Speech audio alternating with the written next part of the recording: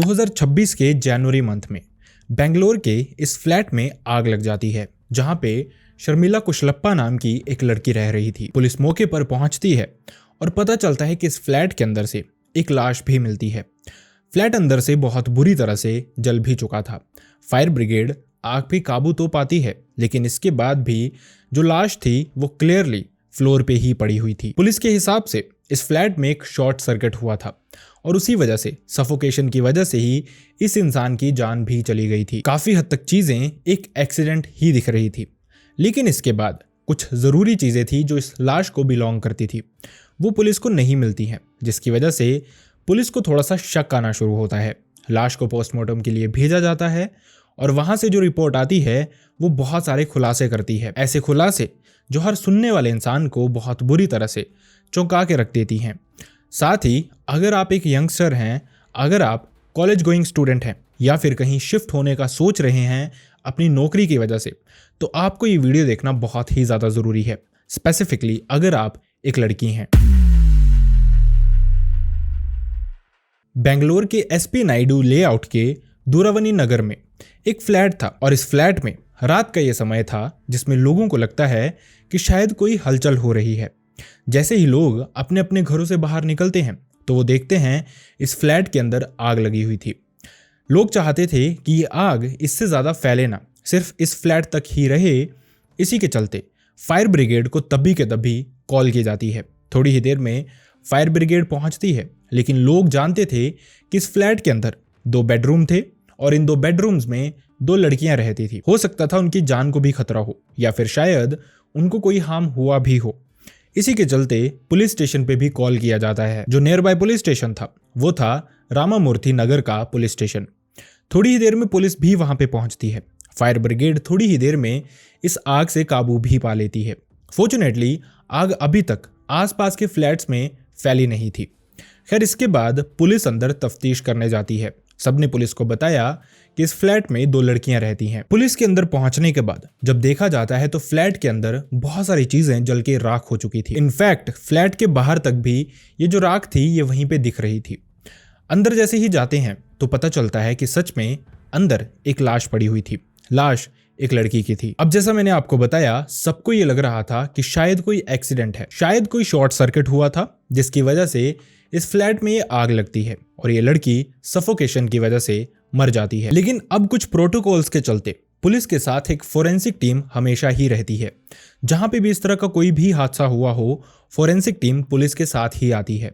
इस मामले में भी फोरेंसिक टीम आई हुई थी। जब फ्लैट के अंदर चेक किया जाता है तो कुछ जो पैटर्न था वो थोड़ा सा अलग दिख रहा था। मतलब कि अगर आग एक जगह लगती तो वो एक पैटर्न में फैलती, लेकिन ऐसा लग रहा था कि इस फ्लैट के अंदर अलग अलग चीज़ों को अलग अलग तरीके से आग लगाने की कोशिश की गई है। कहीं ना कहीं पुलिस को थोड़ा सा डाउट होना शुरू होता है। जिसके बाद जिस लड़की के अंदर लाश पड़ी थी उसकी पहचान भी कर ली जाती है थोड़ी ही देर में। इस लड़की का नाम था शर्मिला कुशलप्पा, जिसकी उम्र थी 34 साल और वो एक टेक कंपनी में जॉब कर रही थी। पुलिस को कुछ चीजें सस्पिशियस लगती हैं। इसी के चलते पुलिस उसका फोन ढूंढना शुरू करती है। जब ढंग से देखा जाता है तो कहीं भी ना आग में और ना ही सुरक्षित उसका फोन मिलता है। अब यहां से पुलिस के डाउट थोड़े और बढ़ने शुरू होते हैं। थोड़ी ही देर में लाश को पोस्टमार्टम के लिए भेज दिया जाता है। जैसे ही 4 तारीख को पोस्टमार्टम रिपोर्ट आती है तो बहुत सारी चीजें खुलती हैं। पुलिस को जो डाउट था वो भी काफी हद तक क्लियर था। पता चलता है कि लड़की के मरने से पहले, मतलब उसकी मौत तो सफोकेशन की वजह से ही हुई थी, लेकिन मरने से पहले उसका गला घोटा गया था। उसके गले पे चोक करने के निशान थे। इसके अलावा उसके शरीर पे और भी बहुत सारी चोटें थी, जैसे उसको डंडे से पीटा गया हो, उसको थप्पड़ मारे गए हों, पंचेस मारे गए हों। अब यहाँ से शक जा रहा था शर्मिला के साथ रह रही दूसरी लड़की पे भी कि आखिरकार वो कैसे बच गई, कहीं उसी ने ये सब तो नहीं किया। लेकिन जब पूछताछ की जाती है तो पता चलता है वो लड़की शर्मिला के मरने से काफ़ी दिन पहले से ही वापस अपने गाँव गई हुई थी और इसी वजह से वो बच गई। और जो पैटर्न था उसके अकॉर्डिंग उस लड़की का इस केस से कोई भी लेना देना नहीं था। तो आखिरकार शर्मिला, जो कि दक्षिण कन्नड़ा रीजन की रहने वाली थी, उसके साथ यहाँ पे किसी की क्या दुश्मनी हो सकती है और अपने घर से इतनी दूर वो इस तरह से कैसे मारी गई थी। पुलिस को यहाँ पे कुछ चीजें क्लियर थी कि शायद इस केस में इन्वॉल्वमेंट किसी आस पड़ोस वाले की ही है। इसी के चलते इन्वेस्टिगेशन शुरू की जाती है आस पड़ोस में देखा जाता है कौन कौन रहता है, किस तरह से रहता है, तो पुलिस के हाथ एक क्लू लगता है। शर्मिला का जो फ्लैट था उसी के नीचे एक और फ्लैट था और वहां पे एक 18 साल का लड़का रहता था। इस लड़के का नाम था कर्नल कुर्राई। लेकिन जब पुलिस इन्वेस्टिगेट करती है तो पता चलता है कि जिस रात शर्मिला के फ्लैट पे आग लगी थी, शर्मिला की जान गई थी, उसी रात से ये जो कर्नल कुर्राई था वो भी गायब था। अब ये कोई कोइंसिडेंस नहीं हो सकता था कि एक लड़का उसी रात को अपने फ्लैट से गायब हुआ था जिस रात ये सब कुछ शर्मिला के फ्लैट पे हुआ था, और उसके बाद से उसका कोई भी अता पता नहीं था। इस सब के बाद पुलिस का शक सीधा चला जाता है कर्नल कुर्राई नाम के इस लड़के पे। ये जो कर्नल कुर्राई था ये पीयूसी का स्टूडेंट था और इसी के चलते वो इस फ्लैट को रेंट पे लेके इसी में रह रहा था। अब इसके बाद पुलिस पहले शर्मिला के फोन को टैप करने की कोशिश करती है, उसकी लाइव लोकेशन जानने की कोशिश करती है, लेकिन 3 तारीख को जब ये इंसिडेंट हुआ था उसके बाद से शर्मिला का फोन स्विच ऑन हुआ ही नहीं था। लेकिन अब पुलिस के हाथ एक और क्लू लगा था, कर्नल कुर्राई का कॉन्टैक्ट नंबर, क्योंकि उसका जो कॉन्टैक्ट नंबर था वो जो इस अपार्टमेंट के ऑनर थे उनको दिया गया था। उन्हीं से पुलिस कर्नल कुर्राई का नंबर लेती है और उसका फोन टैप करना शुरू करती है, उसकी लाइव लोकेशन जानना शुरू करती है।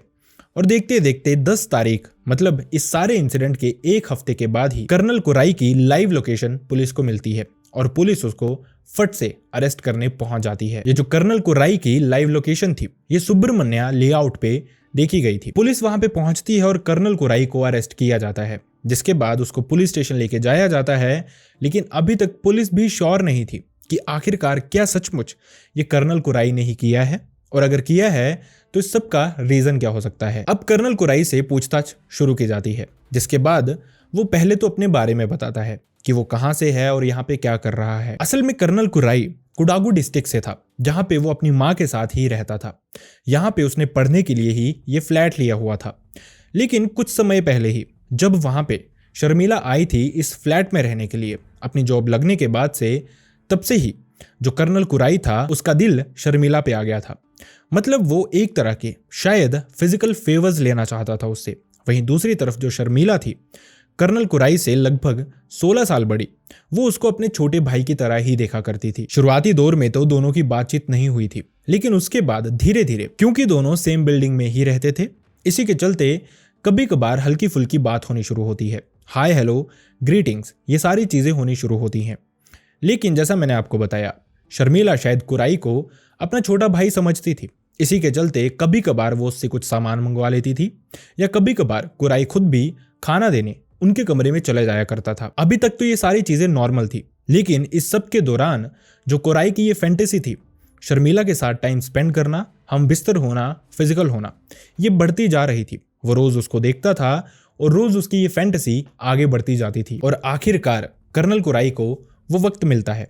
इससे पहले तक क्योंकि जो शर्मिला थी वो अपनी रूममेट के साथ रहती थी, कभी भी कुर्राई को ये मौका मिला ही नहीं था। लेकिन ये सारा का सारा खुमार उसके सर पे इतना हावी हो गया था कि 3 तारीख को जैसे ही उसको पता चलता है कि जो शर्मिला की रूममेट है वो पिछले कुछ दिनों से अपने गांव गई हुई है और अभी वो कुछ दिन आएगी भी नहीं, इसी दौरान कुर्राई प्लान करता है जो कुछ भी उसने सोचा था उसको एग्जीक्यूट करने का। वो सोचता था कि शर्मिला एक 34 साल की लड़की है जो कि अभी शादीशुदा भी नहीं है, शहर की रहने वाली है, तो हो सकता है ओपन माइंडेड भी होगी।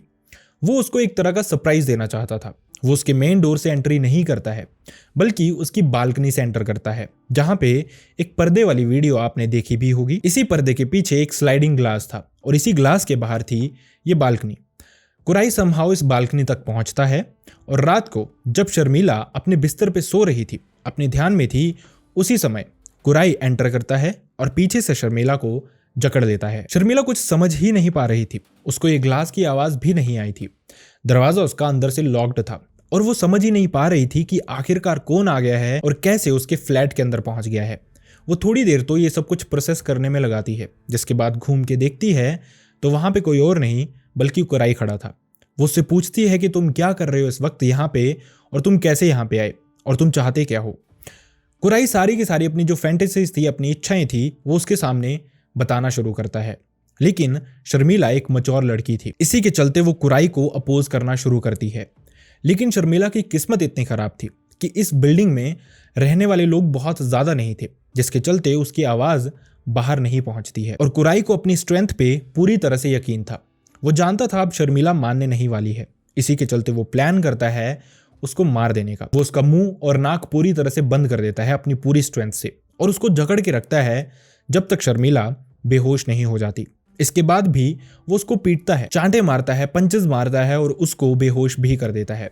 हर वो कोशिश करता है जिससे उसे यकीन हो जाए कि शर्मिला अब इस दुनिया में नहीं रही। हालांकि शर्मिला अभी बेहोश ही हुई थी।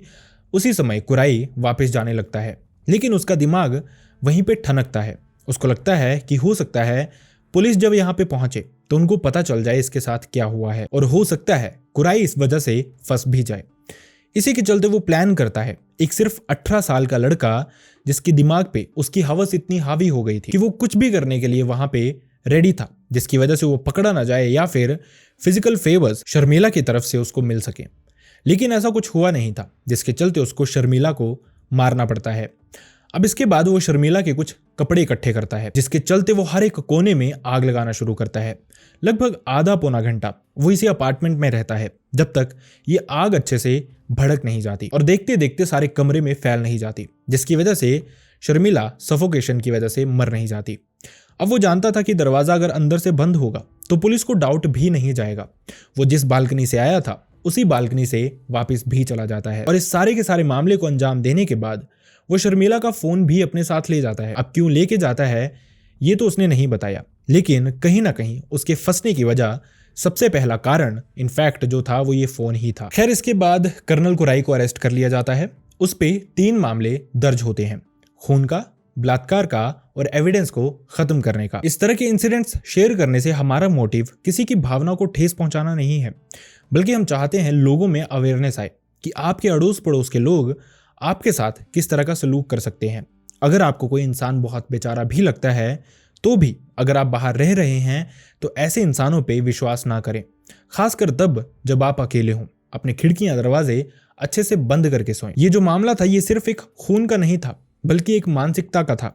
जिनको ना समझ में नहीं आती उनके लिए ना का मतलब भी हाँ होता है। आई रियली होप आप सब अपना ध्यान रखेंगे। See you next time in next video. Bye bye.